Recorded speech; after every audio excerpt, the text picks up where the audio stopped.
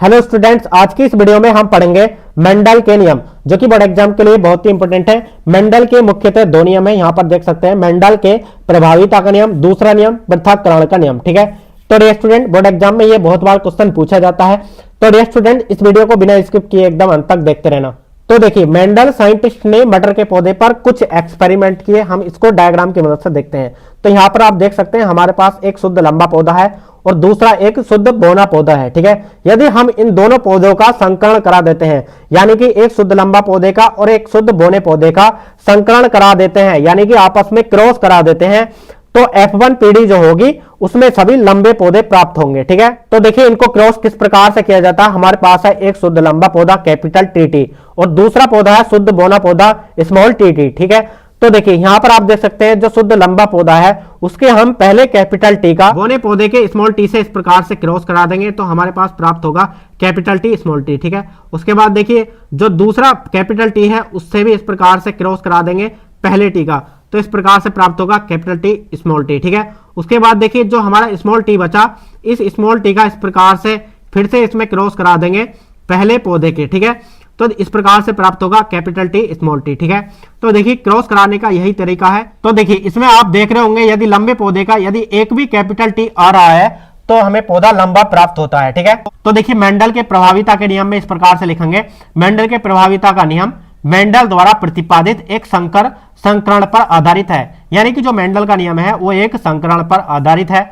जब शुद्ध लंबे तथा शुद्ध बौने पौधों के बीच संकर यानी कि क्रॉस कराया जाता है, यानी कि जब शुद्ध लंबे पौधे, यहां पर देख सकते हैं जब शुद्ध लंबे पौधे और शुद्ध बौने पौधे के साथ संकर क्रॉस कराया जाता है तब हमें लंबे पौधे प्राप्त होते हैं। ठीक है, यानी कि प्रथम पीढ़ी F1 में विपरीत लक्षणों में से केवल एक प्रभावी लक्षण दिखाई देता है लंबे पौधे होने का। ठीक है, यानी कि प्रथम पीढ़ी के विपरीत लक्षणों में से उसमें से एक लक्षण दिखाई देता है पौधों के लंबे होने का। ठीक है, बौने होने का हमें लक्षण नहीं दिखाई देता है, यानी कि बौने होने का लक्षण छिप जाता है। ठीक है, तो हमने यही लिखा है कि प्रथम पीढ़ी F1 में विपरीत लक्षणों में से केवल एक प्रभावी लक्षण दिखाई देता है लंबे होने का। ठीक है, और अप्रभावी लक्षण बौनापन छिपा रहता है, यानी कि पौधे का जो बौनेपन का लक्षण है वो छिप जाता है, हमें केवल लंबे पौधे प्राप्त होते हैं। ठीक है, तो देखिए उसके बाद हम इसका उदाहरण लिखेंगे।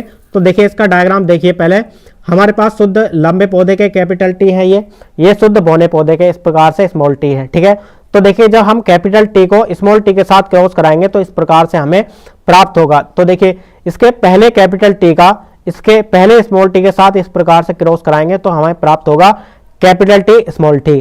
उसके बाद देखिए इसके पहले कैपिटल T का दूसरे पौधे के पहले स्मॉल t के साथ क्रॉस कराएंगे तो देखिए हमें इस प्रकार से प्राप्त होगा कैपिटल T स्मॉल t। ठीक है, उसी प्रकार से जो इसका दूसरा स्मॉल t है इन दोनों कैपिटल T के साथ क्रॉस करा देंगे। ठीक है, तो देखिए इस प्रकार से हमें F1 पीढ़ी प्राप्त हो जाएगी capital T small t capital T small t। ठीक है, तो देखिए इसके उदाहरण में लिखेंगे। जब शुद्ध लंबे कैपिटल T तथा शुद्ध बौने स्मॉल t पौधों के मध्य संकरण कराया जाता है, यानी कि जब शुद्ध लंबे कैपिटल T और शुद्ध बौने पौधे स्मॉल t पौधों के मध्य संकरण कराया जाता है तो F1 पीढ़ी में प्राप्त सभी लक्षण पादप 100% लंबे प्राप्त होते हैं।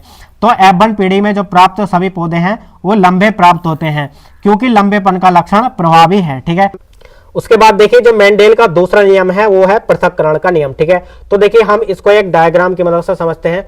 जैसे कि हमने पिछले नियम में बताया था, तो जब हम शुद्ध लंबे पौधे का शुद्ध बौने पौधे के साथ संकरण कराते हैं तब हमें F1 पीढ़ी में सभी लंबे पौधे प्राप्त होते हैं। ठीक है, तो ये तो हमारा प्रभाविता का नियम। उसके बाद देखिए जो पृथक्करण का नियम क्या कहता है, जो हमें लंबे पौधे प्राप्त हुए हैं उसमें से किन्हीं दो लंबे पौधों को लेकर हम उनका स्वपरागण कराते हैं। हमने क्या किया, इसमें से किन्हीं दो लंबे पौधों को लिया capital T small t capital T small t। ठीक है, तो देखिए हमने इसमें से दो लंबे पौधों को लिया और इसमें स्वपरागण कराया। ठीक है, तो स्वपरागण के बाद हमारे पास इसमें जो दूसरी पीढ़ी F2 प्राप्त होती है उसमें 3 पौधे लंबे प्राप्त होते हैं और एक बौना पौधा प्राप्त हो जाता है। तो इस प्रकार से लंबे पौधों का और बौने पौधों का पृथक्करण हो जाता है।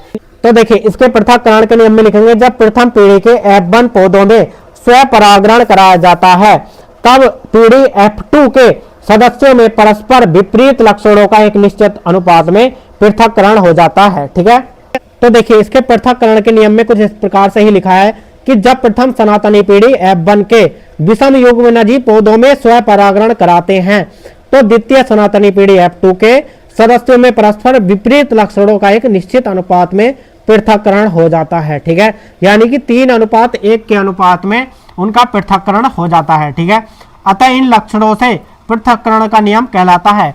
यानी कि जो पौधे अलग अलग प्राप्त हो जाते हैं, शुद्ध बौना पौधा और शुद्ध लंबे पौधे जो प्राप्त होते हैं, यानी कि इन लक्षणों से पृथक्करण का नियम कहलाता है। इसे युग्मकों की शुद्धता का नियम भी कहते हैं, यानी कि इस नियम को युग्मकों की शुद्धता का नियम भी कहते हैं। उसके बाद देखिए इसमें कुछ इस प्रकार से उदाहरण लिखेंगे, यहाँ पर आप देख सकते हैं। जब F1 पीढ़ी से प्राप्त पौधों के बीच स्वपरागण कराया जाता है तो F2 में लंबे पौधे व बोने दोनों प्रकार के पौधे प्राप्त होते हैं। ठीक है, तो जैसे कि आप डायग्राम में देख सकते हैं, हमारे पास ये F1 पीढ़ी के 2 शुद्ध लंबे पौधे हैं, यानी कि F1 पीढ़ी के 2 शुद्ध लंबे पौधों का जब संकरण कराया जाता है तब F2 पीढ़ी में कुछ लंबे पौधे प्राप्त होते हैं और कुछ बोने पौधे प्राप्त होते हैं। ठीक है, तो देखिए इसके उदाहरण में हमने इसी प्रकार से लिखा है कि जब F1 पीढ़ी से प्राप्त पौधों के बीच स्वपरागण कराया गया तो F2 पीढ़ी में लंबे व बोने दोनों प्रकार के पौधे प्राप्त हुए हैं।